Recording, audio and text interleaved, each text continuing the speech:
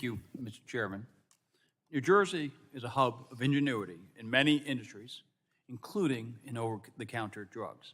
A number of OTC companies have a strong presence in New Jersey, where they manufacture and they develop their innovative products. Unlike prescription drugs, Americans see these products on store shelves every day and use them for common ailments or to help their kids when they are sick. In fact, many of these products and their active ingredients have been on shelves, in some cases, for decades. But this does not mean that these companies do not innovate. Additions of already approved active ingredients to an existing monograph can increase the effectiveness of a product. Creating a more convenient route of administration for a product can also increase a patient's adherence and therefore their overall health.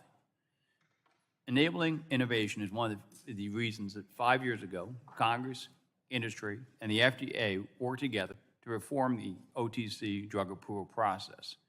Now we get the opportunity to evaluate these reforms and make any changes needed to ensure that the OTC monograph program continues to foster innovation. Dr. Corrigan-Coure, could you please give us a quick summary of the two distinct approval pathways at FDA that were established 5 years ago in the CARES Act and the difference between the two?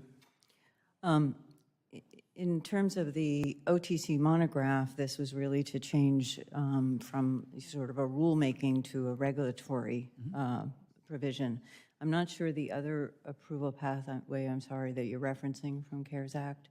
Yeah. And then, so I ask this because I've heard concerns from some OTC manufacturers that when they choose these more streamlined pathway, initiate a change to a monograph through OMOR, their concern is that there's a lack of clarity at FDA on what data they need to determine whether a proposed change is a grace, and this leads to more drawn out and back and forth between the FDA and manufacturers that can delay the approval of innovative products.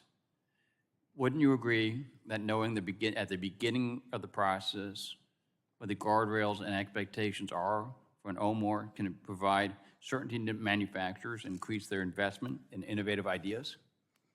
Yes, thank you. We would, and we are going to give more clarity. That's one of our objectives in AMUFA 2, to give more clarity about an OMOR where you're bringing a new active ingredient into the market. And we definitely are also going to, across the industry, provide more education on the GRACE standard so it's well understood and our expectations are understood under that standard. Thank you. Dr. Chen, changing gears here, I wanted to highlight one of the bills that we are considering here today to reauthorize the Title VII Public Health Workforce Programs. I recently heard from the Virtua Health College of Medicine and Life Science from Rowan University that is a recipient of this Geriatric Workforce Enhancement Program that is reauthorized in this legislation. Since there are not enough specialists in geriatrics, this college is adapting by working with educational institutions in New Jersey, like Rutgers, and health systems like Hackensack Meridian Health, to educate all members of the healthcare workforce on how to effectively care for New Jersey's aging population. Can you speak to how this effort in New Jersey to broadly educate healthcare providers instead of relying solely on geriatric specialists will continue to help our seniors?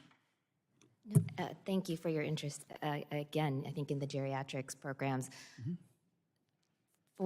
in taking care of older adults with complex illnesses, oftentimes multiple chronic conditions, dementia takes a real team. And it takes both the combination, I think, of specialists and people who have been trained to provide that specialized care, as well as the integration with primary care and the wider healthcare system. And that's what the Geriatric Workforce Education Program supports. Thank you. I yield back.